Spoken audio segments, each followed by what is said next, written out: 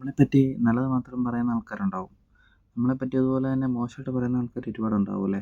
നമ്മളറിയുന്നില്ലെന്ന് മാത്രം. ചിലതൊക്കെ നമ്മളറിയുന്നുമുണ്ട്. പക്ഷെ അവരൊക്കെ മോശം സംസാരിക്കുമ്പം അവർ നമ്മളെ കാരണം അവർ സന്തോഷിക്കും. നമുക്ക് ഒരാളെപ്പറ്റി കുറ്റം പറയുമ്പോൾ അവർക്കൊരു സന്തോഷം മനസ്സിൽ തോന്നുന്നുണ്ടെങ്കിൽ അത് നല്ലതല്ലേ? നമ്മൾ കാരണം അവർ സന്തോഷിക്കുകയല്ലേ? സന്തോഷിക്കട്ടെ. നിങ്ങളും അങ്ങനെയൊക്കെ തന്നെ ചിന്തിക്കുന്നുണ്ടെങ്കിൽ നിങ്ങളെപ്പറ്റി ആരെങ്കിലുമൊക്കെ മോശം പറയുന്നുണ്ടെങ്കിൽ നിങ്ങളിനി അതിനെപ്പറ്റി ഓർത്ത് വിഷമിക്കേണ്ട യാതൊരു കാര്യവുമില്ല. കാരണം അവർ മോശം പറയുന്നതിലൂടെ അവർ അതിൽ കൂടി ഒരു സന്തോഷം നേടുന്നുണ്ടെങ്കിൽ നിങ്ങൾ കാരണം ആണ് അവർ സന്തോഷിക്കുന്നത്. ആ ഒരു സന്തോഷം നിങ്ങൾക്ക് കൊടുക്കാൻ കഴിയുന്നുണ്ടെങ്കിൽ അത് ജീവിതത്തിൻ്റെ ഒരു വലിയ ഭാഗ്യം തന്നെയല്ലേ? ചിന്തിച്ച് നോക്കണം. നമ്മൾ എപ്പോഴും നെഗറ്റീവ് മാത്രം ചിന്തിച്ചുകൊണ്ടിരുന്നിട്ട് കാര്യമില്ല. ഇങ്ങനെയുള്ള ചില പോസിറ്റീവ് കാര്യങ്ങളൊക്കെ ഉണ്ടാവും. ഇതിൽ ഓരോ കാര്യങ്ങളൊക്കെ കിടക്കും. നമ്മൾ ചെയ്യുന്ന ഓരോ നെഗറ്റീവിനിടയ്ക്ക് ഓരോ പോസിറ്റീവ് ഉണ്ട്. അത് കണ്ടുപിടിച്ച് നേടിയെടുക്കുക എന്നുള്ളതേ ഉള്ളൂ. ഏതൊരു കാര്യത്തിനും അങ്ങനെയാണ്.